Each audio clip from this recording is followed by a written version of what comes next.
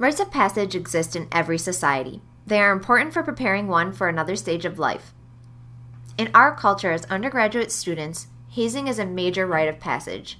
New York State defines a person guilty of hazing in the first degree when, in the course of another person's initiation into or affiliation with any organization, he intentionally or recklessly engages in conduct which creates a substantial risk of physical injury to such other person or a third person, and thereby causes such injury, and a person is guilty of hazing in the second degree when, in the course of another person's initiation or affiliation with any organization, he intentionally or recklessly engages in conduct which creates a substantial risk of physical injury to such person or a third person. Geneseo's definition of hazing is any act, explicit or implicit, committed by a person, whether individually or in concert with others, against a student in connection with pledging, being initiated into, affiliating with, holding office in, or maintaining membership in any organization or team, and which is intended to have the effect of, or should reasonably be expected to have the effect of, humiliating, intimidating, or demeaning the student or endangering the mental or physical health of the student, regardless of the person's willingness to participate. Other definitions of hazing include any activity expected of someone joining a group that humiliates, degrades, or endangers the initiate, regardless of their willingness to participate. We surveyed undergraduate students at Geneseo and found some of their definitions. Making someone do something that would put them in harm's way, as well as making them do something they wouldn't normally in a social setting. Many of the definitions we found included embarrassing, humiliating, and endangering initiates to be hazing. Geneseo students had mixed reactions to the importance of the dangerous view of hazing. Some of our participants believed the Geneseo definition of hazing was too strict and even eliminates activities that could just be fun bonding experiences. We surveyed undergraduate students at SUNY Geneseo and found that 98% of our survey respondents agreed that hazing is dangerous both mentally and physically. 96% of participants reported knowing someone who had been hazed, and of that 96%, 58% knew 6 or more people who had been hazed. If this is the case, why is hazing prevention so difficult, and why aren't there more alternative bonding rituals to hazing? For starters, only 20% of survey participants admitted to hazing other people, while 28% of respondents claimed they had been hazed. Dr. Hoover's survey of athletes showed that only 12% of respondents admitted to hazing, but an overwhelming 80% admitted to participating in hazing activities. Our combined results suggest that those who participate in hazing didn't realize that their activities were classified as such. Would you be surprised to hear that 28% of people who took our survey said that they had been hazed, but only 20% of people who took our survey had said that they ever hazed someone? Absolutely not. I think that a lot of times people who have been hazed or have hazed others have a hard time admitting it. And if you can't even admit that there's a problem there, then there's no way that you can start to solve the issue. On HazingPrevention.org's Twitter page, there are tweets of typical responses to hazing campaigns by members of organizations. HazingPrevention.org responds to these via Twitter to try and counteract these misconceptions. These conversations reflect the common attitudes towards hazing new members to organizations and demonstrates what hinders hazing prevention and awareness. Day 11. Hazing unites the new member class. In reality, hazing actually separates new members from the rest of the team or organization, resulting in less overall unity. Unity can occur in traumatic experiences, but we shouldn't want members to experience catastrophe/trauma to feel part of a group. Hazing shows a lack of respect for members. Respect is the cornerstone of unity and is paramount in developing lasting bonds. Day 19. They wanted to participate. If new members have to decide whether or not they want to participate, it is hazing. Day 27. We can't do anything fun anymore. Everything is hazing. No hazing does not equal no fun. Many activities and experiences can be enjoyable in a safe and supportive environment. Day 28. You should see how bad the boys haze. What we do is nothing compared to that. Hazing isn't just physical. Emotional, verbal hazing can cause more harm and affect them longer. Any amount of hazing is too much. Day 39. The military hazes. Why can't we? The military prepares members to protect our country until death and potentially take lives. That's not the purpose of campus organizations. When asked why our respondents had participated in hazing, we got a few various answers. It was tradition.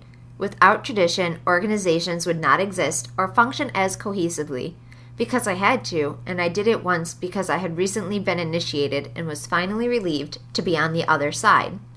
Finally, we asked our participants if they thought that organizations could create bonds and cohesion without hazing, and 95% agreed that bonding could be done without hazing activities.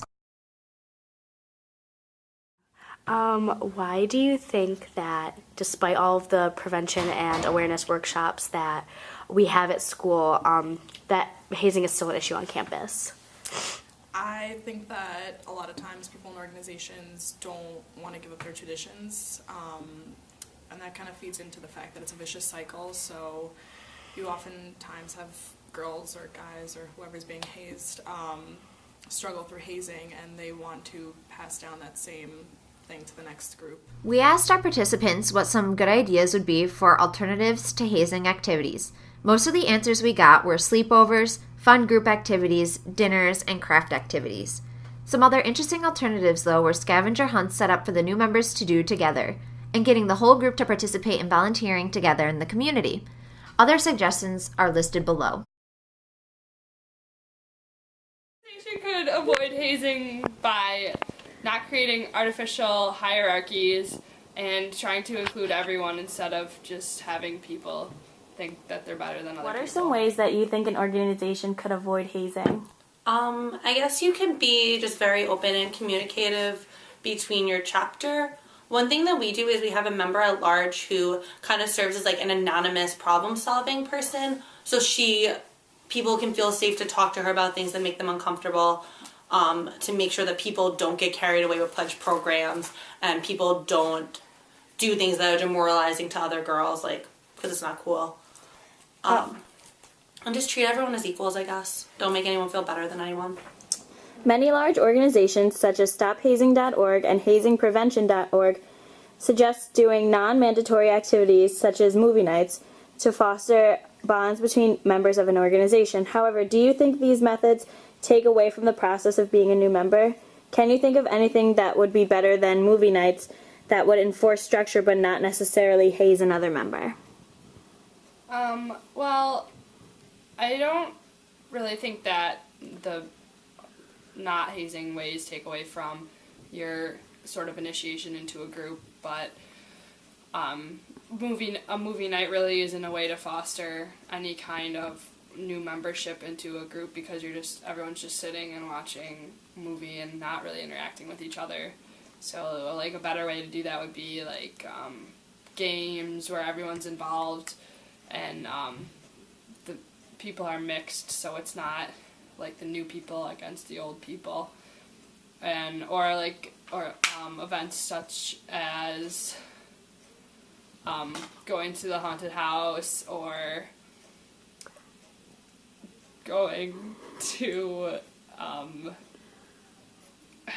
making crafts with each other, or just something that will foster a sense of unity among the group as a whole and not just divide the group even more. Do you know or can you think of any alternatives to hazing that might be effective in bonding people in an organization closer together?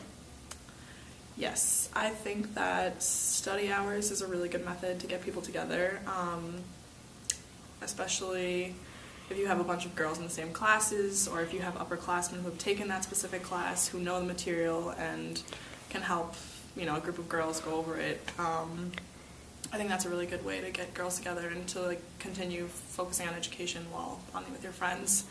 I also think fundraising events are a really good way to get people together. So whether you're doing a walk for cancer or even silly little events like raising money, for your organization, is a really good way to ensure that everybody is together at one place for one cause without putting them down or hazing them. You have community service events that the entire pledge class puts on like an event that they're very proud of, so that kind of fosters a bond between them that isn't degrading or like derogatory towards them. Given the chance, we would like to extend our research since we had a small sample of only 50 respondents.